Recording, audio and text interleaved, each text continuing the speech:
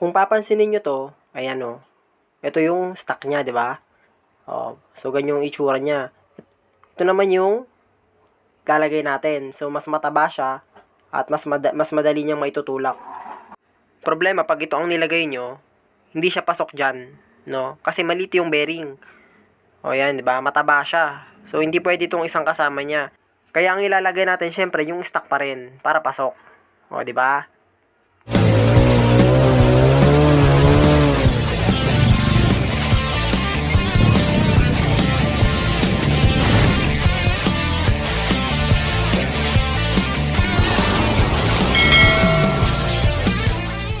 Ayan, sa video ito, tuturo ko sa inyo kung paano natin palalambutin yung clutch nito. Kasi matagal ko na ring problema to sa motor na to, na Rusi DL150, yung matigas na clutch, no. So kung mapapansin nyo, mahaba naman yung lever niya. So hindi na kailangan ng extension. Ayan, pero napakatigas pa rin kahit anong clutch cable ang gamitin. Talagang matigas to. Pakita ko sa inyo, ha. Ayan, oh. Yan. Matigas pa rin talaga siya. So minsan pagka na ano mo nang maayos, medyo okay naman, pero as in matigas talaga siya kahit anong adjust ang gawin. So mahaba naman na yung pinaka clutch arm niya, pero matigas pa rin. Yan. So yun yung gagawin natin ngayon. So gagawan natin to ng paraan para hindi na siya mahirap i-clutch. Ayan. So problema to ng mga old model na mga Rusi, ganyan, na ganito ang itsura. So ano nga bang papalit natin? So ito, ko-convert natin siya dito. Kung mapapansin nyo to, nabili ko lang tong crankshell na to sa sa marketplace dito sa bandang Binmalay sa Pangasinan, no. So kung mapapansin nyo dito sa nabili natin, ayan, kung mapapansin nyo, ito yung kaibahan dun sa kabila. Ayan. So, napansin nyo ba yung sa may lagayan ng push rod? So, yun nga lang, hiyaling yung nakalagay. Pero okay lang yan kasi pwede naman natin tapalan yan. Ito, gagamit din tayo ng clutch holder. Tapos, syempre yung gasket, side gasket, tsaka yung ating pyesa na para dun sa nabili nating crankshell. Ayan. So, ito yung magpapalambot ng ating, isa sa mga conversion na gagawin natin para mapalambot natin yung ating clutch, no. Dahil kahit anong klaseng clutch cable, kahit anong klaseng adjustment ang gawin, napakatigas pa rin. So sabay na rin natin i-change oil to. Okay? Ayan, so ito na. Baklasin na natin to para maipakita ko na sa inyo kung ano ba yung pagkakaiba nila sa loob. So ayan. Baklasin na natin. So una, dito muna tanggalin muna natin yung kanyang clutch cable mismo. So, luwagan natin yung mga nut. Tapos, pwede na nating matanggal yung sa may clutch arm. Ayan. Yun. So, after nyo matanggal, pwede na natin siyang alisin dyan. Okay? So, tanggal na yung clutch cable. Ngayon dito, mapapansin nyo, ito yung ilalagay nating mamaya. Pang TMX, no? Makoto brand. Ayan. Yan yung ilalagay natin kasi nga maiksi yung clutch arm nung ilalagay natin kumpara dito sa mahaba. So hindi siya magiging compatible. Ayan, so tanggalin na natin. Mapapansin nyo, nilipat ko na rin yung sa may oil cap, tsaka yung tinanggal na rin natin yung kick. Okay, ito, papakita ko na sa inyo yung pagkakaiba nila dito. Yun, nalaglag pa. So ito yung nabili natin sa Shopee na pang Rusi, no, na push rod, clutch push rod. Tapos ito naman yung sa stock, yung nasa kanan. Yung nasa kaliwa yung nabili natin. Ayan, so pares na yan kung mapapansin nyo. Ayan, so tatanggalin natin yung kapares nya, yung pinaka sinusuotan. So kung mapapansin nyo dito, yung dalawang push rod na to, yung sa may bandang kanan tsaka sa may bandang kaliwa, 'di ba? May pagkakaiba sila.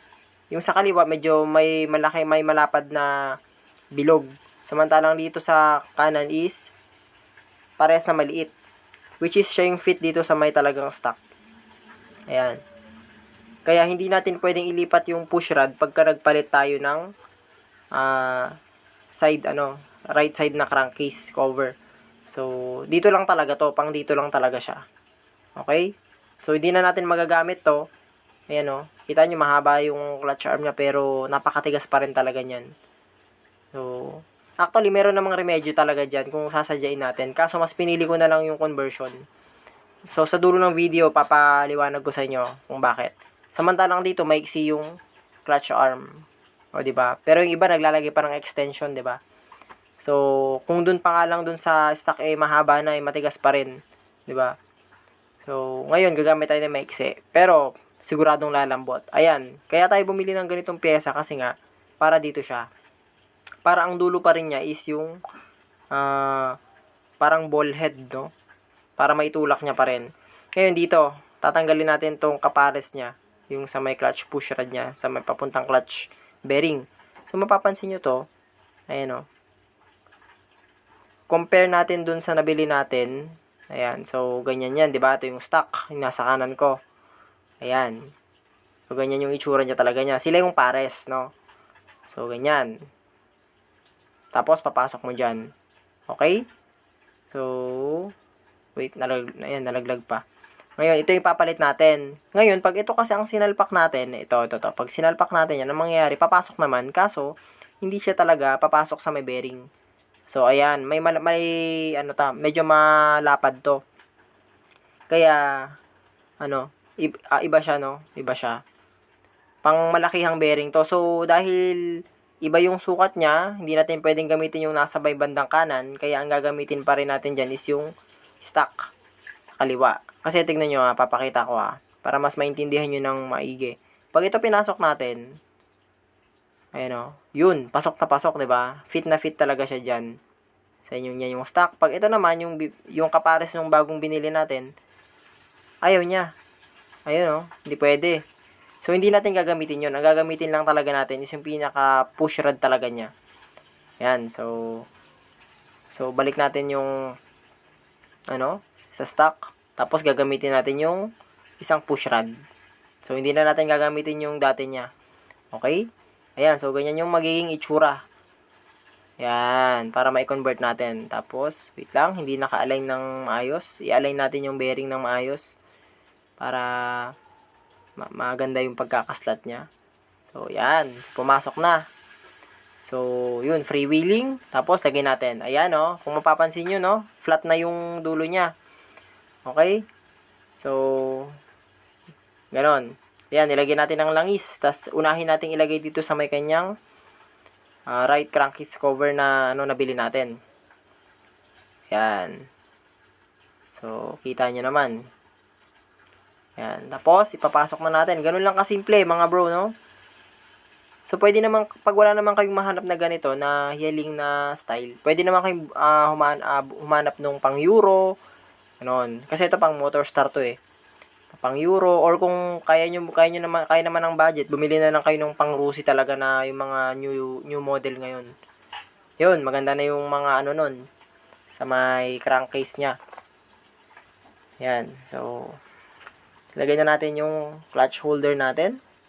Kung mapapansin nyo, kahit hindi naman tayo gumamit ng clutch holder na kinabit natin, pwede naman kaso nga lang mamaya papakita ko kasi meron ng crack yung clutch holder natin na stock. So ayan, so bago natin ilagay yung clutch cable, langisan muna natin. Kailangan malubricate hanggang loob yan. Yan.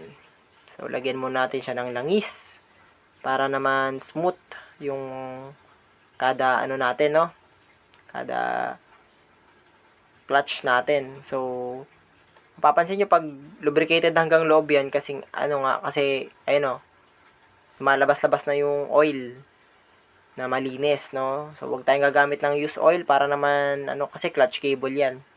Kailangan malinis, no? Malinis yung langis na nasa loob niyan para naman hindi siya basta-basta kalawangin.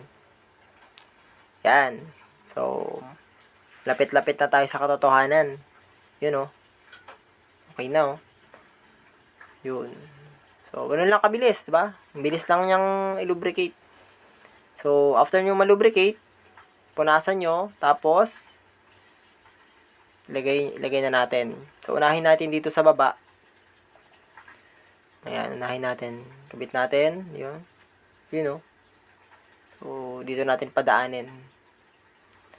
Yun. Ayan. Yun, tapos luwagan, ano muna natin yan, higpitan pala. Higpitan nyo kasi para umabot yung kable natin. Pagkatapos natin siyang nailagay, no? So, pinagapang natin siya. Ayan, tapos, yan, nilagay na rin natin siya dito. Ayun, sobrang lambot na niya. Grabe. Grabe yung pagbabago. Ayan, oh. Sobra, grabe yung pagbabago na ito. Ang ganda nung ang ganda nung sobrang lambot na niya, grabe. Ayan, oh. So hindi na siya tulad nung dati. So ito yung advantage kung bakit tayo nagpalit ng nag-convert ng ganito. Okay? Yun, so ayos na ayos mga bro. Yan. Sobrang lambot na ng clutch natin. So sa mga nakalumang pa diyan, may remedyo naman, kaya lang yun nga, kailangan nyo pa ring may modifications pa rin. So ako pinili ko na lang yung convert. So dito pala gagamitin ko sana yung clutch holder, kaso yun nga, napansin ko may crack na rin siya, kaya nag-decide ako na maglagay na lang ng yung pang-Rusi din na clutch holder na mga bago ngayon. Kaya ayun, so hindi ko na ginamit yun. So siguro sa susunod, kung anong maisipan ko, so palitan ko na lang. So sa pansamantala, tatanggalin ko yan dyan, tapos ibabalik ko ulit dito sa nilagay natin. Okay? So yan. So isa sa ito na, i-explain ko na sa inyo kung bakit tayo nag-convert, no? So bakit nga ba natin kailangang i-convert pa, kung pwedeng baka remedyohan na lang dito. So ganito kasi yun. Kung mapapansin nyo tong ating clutch arm, nakaabante siya. Oo, mahaba siya, pero nakaabante siya. Ayan, no? Paano nakaabante? Tignan nyo maigi, na pagmasdan nyo maigi. Kumbaga, advance na agad siya na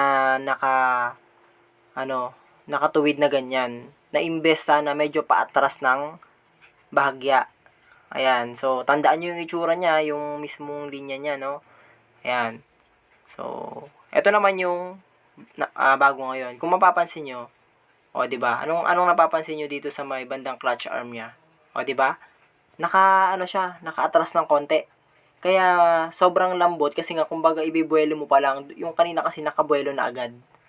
Ayan. So isa to sa mga kung bakit lalambot nga naman talaga yung ating pagpisil ng clutch. Ayan. So yung isa naman pwede namang pwede namang tanggalin yung clutch arm nun tapos iurong lang para hindi na tayo mag-convert. Pwede naman Kaso mas pinili ko na lang talagang i-convert siya. Kahit na iba yung pangalan ng crankcase niya dahil pwede namang burahin. Ayun. So, I hope naliwanagan kayo at sana natutunan nyo rin tong natin, no? So, malit na tips lang to. Kaya, sa may mga naka-old model dyan, kung gusto nyo rin ng ganito or pwede nyong pa-modify na lang yung inyong clutch arm na putulin tsaka i-welding na lang ulit, pwede naman. Kaso ako, mas pinili ko yung ganito dahil masaya ako na ganito yung naging resulta niya. So, maraming salamat sa inyo. God bless and ride safe always, mga bro.